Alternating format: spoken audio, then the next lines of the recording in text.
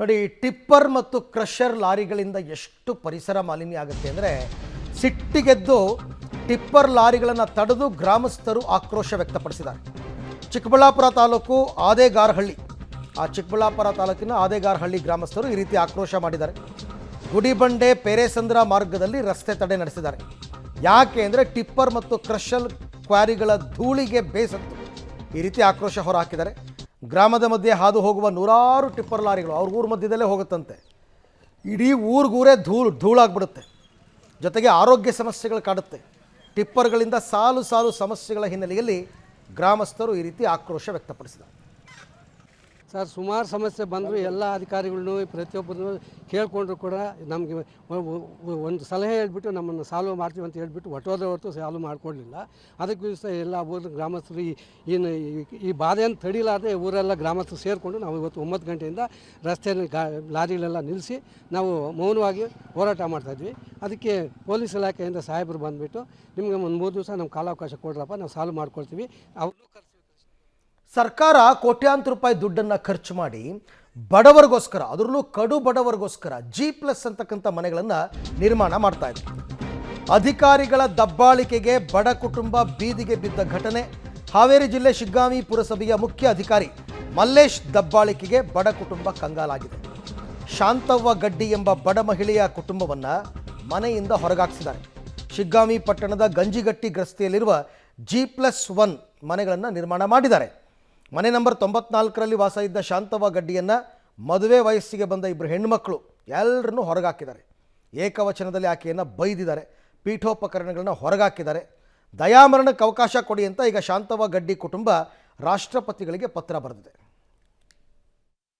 ಸರ್ಕಾರ ಕೋಟ್ಯಾಂತರ ರೂಪಾಯಿ ಖರ್ಚು ಮಾಡಿ ಬಡವರಿಗಾಗಿ ಸೂರು ಕಲ್ಪಿಸುವ ಯೋಜನೆಯನ್ನು ಜಾರಿ ತಂದಿರುವಂಥ, ಆದರೆ ನಿಜವಾದ ಬಡವರಿಗೆ ಈಗ ಸೂರು ಸಿಗದೆ ಒಂದು ರೀತಿ ಕಂಗಾಲಾಗಿರುವಂಥದ್ದು. ಈಗ ನಾನು ಶಿಗ್ಗಾಂವಿ ಪುರಸಭೆ ವ್ಯಾಪ್ತಿಯಲ್ಲಿ ಬರತಕ್ಕಂಥ G+ ಮನೆಯ ಮುಂಭಾಗದಲ್ಲಿದ್ದೇನೆ. ಕಳೆದ 8 ವರ್ಷಗಳ ಹಿಂದೆ ಬಸವರಾಜ ಬೊಮ್ಮಾಯಿ ಅವರು ಈ ಕುಟುಂಬಕ್ಕೆ, ಶಾಂತವ್ವ ಗಡ್ಡಿ ಎಂಬವರ ಕುಟುಂಬಕ್ಕೆ ಪಟ್ಟಾವನ್ನು ವಿತರಣೆ ಮಾಡಿದರು. ಆದರೆ ಅವರಿಗೆ ನಾನಾ ಕಾರಣಗಳಿಂದ, ಪ್ರಭಾವಿಗಳ ಒತ್ತಡದಿಂದ ಮನೆ ನಂಬರ್ ಪಟ್ಟ 4 ನಂಬರ್ ಮನೆಯನ್ನು ವಿತರಣೆ ಮಾಡಿದರು. ಆದರೆ ಆ ಮನೆಯನ್ನು ಬಿಡಿಸಿ ಬೇರೆ ಸಂದರ್ಭದಲ್ಲಿ ನಿಮಗೆ ಹೊಸ ಮನೆಯನ್ನು ಕೆಳಗಡೆ ಇರತಕ್ಕಂತಹ ಮಾಡಿ ಮನೆಯನ್ನು ಕೊಡ್ತೀವಿ ಅನ್ನೋ ಮಾತನ್ನು ಹೇಳಿದರು. ಆದರೆ ಅದು ಯಾವುದು ಆಗಲಿಕ್ಕೆ ಇವರು ಬಾಡಿಗೆ ಮನೆಯಲ್ಲಿ 3,000 ರೂಪಾಯಿ ಬಾಡಿಗೆಯನ್ನು ಕಟ್ಟಿ 7 ವರ್ಷ ಇದ್ದರು. ಆದರೆ ಇದು ಯಾವುದು ಮನೆಯಲ್ಲಿರ್ತಕ್ಕಂತಹ ಅತ್ತೆ ಮತ್ತು ತಾಯಿಯನ್ನು ಸಾಕೋ ಜೊತೆಗೆ ಮಕ್ಕಳನ್ನು ಸಾಕಿಸುವಂಥ ಇದ್ರ ಏನೋ ಗೋಜಿಗೆ ಹೋಗಿರುವಂಥ ಎಲ್ಲವೂ ಕೂಡ ಬೀದಿಗೆ ಬಂದಿರುವಂಥದ್ದು ಕುಟುಂಬ. ಕಳೆದ 3 ತಿಂಗಳಿಂದ ಈ G+ ಮನೆಯ ಒಳಗಡೆ ಇರತಕ್ಕಂಥದ್ದು. ಅಂದರೆ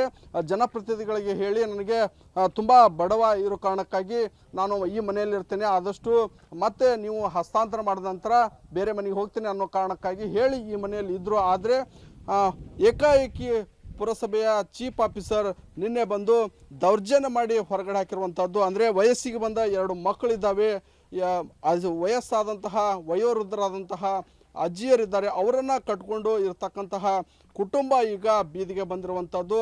ಇಡೀ ರಾತ್ರಿ ಬೀದಿಯಲ್ಲೇ ಮಲಗಿರುವಂಥದ್ದು. ಆದರೆ ಚೀಫ್ ಆಫೀಸರ್ಗೆ ಯಾವುದೇ ರೀತಿಯಾದಂತಹ ಕನಕರ ಬಂದಿರುವಂಥದ್ದು, ಯಾವುದೇ ರೀತಿಯಾದಂತಹ ಕನಿಕರ ಬರದೆ ಆ ಕುಟುಂಬವನ್ನು ಹೊರ ಹಾಕಿರುವಂಥದ್ದು. ಅಮ್ಮ, ನಿಮ್ಗೆ ಯಾವಾಗ ಪಟ್ಟ ಕೊಟ್ಟಿದ್ರು, ಈಗ ಯಾವ ಕಾರಣಕ್ಕಾಗಿ ಹೊರ ಹಾಕಿರುವಂಥದ್ದು?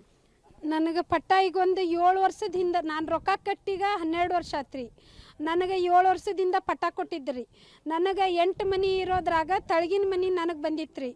ಬರೋದಕ್ಕೆ ಏನಂದ್ರಿ ಅವರು, ಇದು ಸಿಕ್ಕರಿಗೆ 8 ಮನೆ ಅಲರ್ಟ್ ಮಾಡ್ತೀವಮ್ಮ, ಒಂದೇ ಜಾತಿಯವ್ರು ಅಕ್ಕರವರು ಒಂದೇ ಕಡೆ ಇರ್ತಾರ, ನಿನಗೆ ಇವು ಹೊಸ ಮನೆ ಅಲರ್ಟ್ ಆಗತ್ಲೆ ಫಸ್ಟ್ನೇದ ತಳಗ ನಿಮಗೆ ಕೊಡೋ ವ್ಯವಸ್ಥೆ ಮಾಡ್ತೇವೆ. ನಾನೇನಂದೆ ರೀ, ಸರ ನನಗೆ ತಳಗಿನ ಮನೆ ಬಂದೈತ್ರಿ. ಈಗ ನಮ್ಮ ಅತ್ತಿ ವಯಸ್ಸದಕ್ಕೆ ಅದಾಳ, ನಡ್ಯಾಕೆ ಬರಲ್ರಿ, ಹ್ಯಾಂಡಿಕ್ಯಾಪ್ಟ್. ನಮ್ಮ ತಾಯಿ ಅದಾಳ್ರಿ, ಅವ್ರಿಗೆ ಹತ್ತೋದು ಇಳಿಯೋದಾಗಲ್ರಿ ಸರ, ನನಗೆ ತಳಗಿನ ಮನಿನ ಬೇಕಂದಾಗ ಬೊಮ್ಮಾಯಿ ಸರ್ ಏನಂದ್ರೆ, ಆತಪ್ಪ ಅವರು ಅಷ್ಟು ಮಂದಿ ವಯಸ್ಸಾದವರು ನಡ್ಯಾಕೆ ಬರಲ್ಲ, ನಾ ಹಿಡ್ಕೊಂಬರಾಕತ್ತಾರ ಚೀಫ್ ಆಫೀಸರ್ಗೆ ಹೇಳಿ ಅಲರ್ಟ್ ಮಾಡಿದ್ರಿ. ಏನಂತ ಇದು ಅವರು ಎಲ್ಲರನ್ನೂ ಕರೆದು ಮೀಟಿಂಗ್ ಮಾಡಿ ಇದನ್ನು ಬರ್ಸಿದ್ರಿ ಅವ್ರು. ಅವತ್ತು ನಾನು ಅವ್ರ ಎದುರಿಗೆ ಬರ್ದಿದ್ರಿ. ಇದು ಬರೆದು ತಳಗಿನ ಮನಿನ ಕೊಡ್ತೇವೆ ಅಂದಾಗ, ಹ್ಞೂ ರೀ ಸರ್ ಅಂದು ಬರೀ ಅಡ್ಡಾಡೋದಾತ್ರಿ ಅಲ್ಲಿಂದ ಇಲ್ಲಿ ಮಠ. ನಂದು ಮೆಂಬರ್ಗಳಿಗೆ ಆಯ್ತು, ಚೀಫ್ ಆಫೀಸರ್ಗೆ ಆಯ್ತು, ಒಟ್ಟು ಆಫೀಸ್ಗೆ ಹೋಗೋದು ಮನೆಗೆ ಬರೋದು, ಸರ ಮನೆಗೆ ಕೊಡ್ರಿ, ನಮ್ದು ಆಗವಲ್ತ್ರಿ ಕೆಲಸದ್ದು ಬರೋದಕ್ಕೆ ಹೊಟ್ಟಿಗೆ ತಿನ್ನಕ್ಕೆ. ಯಾಕಂದ್ರೆ ನಾನು ಒಬ್ಬಾಕಿ ದುಡಿಯಾಕಿರಿ. ಆದ್ರೆ ಮಗನೂ ಕಲಿತಿದ್ದಾರಿ, ಸಣ್ಣವಿದ್ದ, ಮಕ್ಕಳು 2 ಕಲಿಯವ್ರಿ.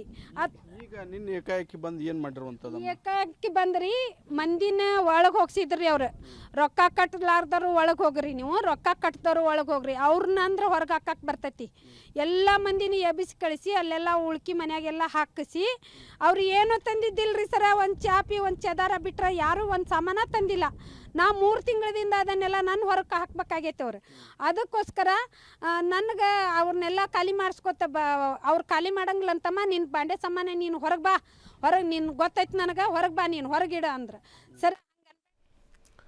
ಏನು ರಾಮನಗರ ಜಿಲ್ಲೆಯಲ್ಲಿ ಈ ಕಾಡಾನೆಗಳ ಉಪಟಳ ಅಂತಕ್ಕಂಥದ್ದು ಸದ್ಯಕ್ಕೆ ನಿಲ್ಲುವ ಲಕ್ಷಣಗಳಿಲ್ಲ. ಒಂದು ಗ್ರಾಮಕ್ಕೆ ಈಗ 2 ಕಾಡಾನೆಗಳು ಲಗ್ಗೆ ಇಟ್ಟಿವೆ. ನಿವಾಸಿಗಳಲ್ಲಿ ಆತಂಕ ಶುರುವಾಗಿದೆ. ರಾಮನಗರ ತಾಲೂಕಿನ ನೆಲಮಲೆ ಗ್ರಾಮದಲ್ಲಿ 2 ಕಾಡಾನೆ ಪ್ರತ್ಯಕ್ಷವಾಗಿದೆ. ಬೆಳಗ್ಗೆಯಿಂದ ಗ್ರಾಮದ ಸುತ್ತಮುತ್ತನೇ ಓಡಾಡ್ತಾ ಇವೆ ಈ ಆನೆಗಳು. ಸಿಕ್ಕ ಕಡೆ ಬೆಳೆ ನಾಶ ಮಾಡಿ ಓಡಾಡ್ತಾ ಇವೆ. ಗ್ರಾಮಕ್ಕೆ ಕಾಡಾನೆಗಳ ಎಂಟ್ರಿಯಿಂದ ಜನರು ಸಹಜವಾಗಿ ಗ್ರಾಮಸ್ಥರು ಭಯಭೀತರಾಗಿದ್ದಾರೆ. ಸ್ಥಳಕ್ಕೆ ಅರಣ್ಯ ಇಲಾಖೆ ಸಿಬ್ಬಂದಿ ಭೇಟಿ ನೀಡಿ ಪರಿಶೀಲನೆ ಮಾಡ್ತಾ ಇದ್ದಾರೆ. ಪಕ್ಕದ ತೆಂಗಿನಕಲ್ಲು ಅರಣ್ಯ ಪ್ರದೇಶಕ್ಕೆ ಅದನ್ನು ಓಡಿಸೋದಕ್ಕೆ ಪ್ರಯತ್ನ ಪಡ್ತಾ ಇದ್ದಾರೆ.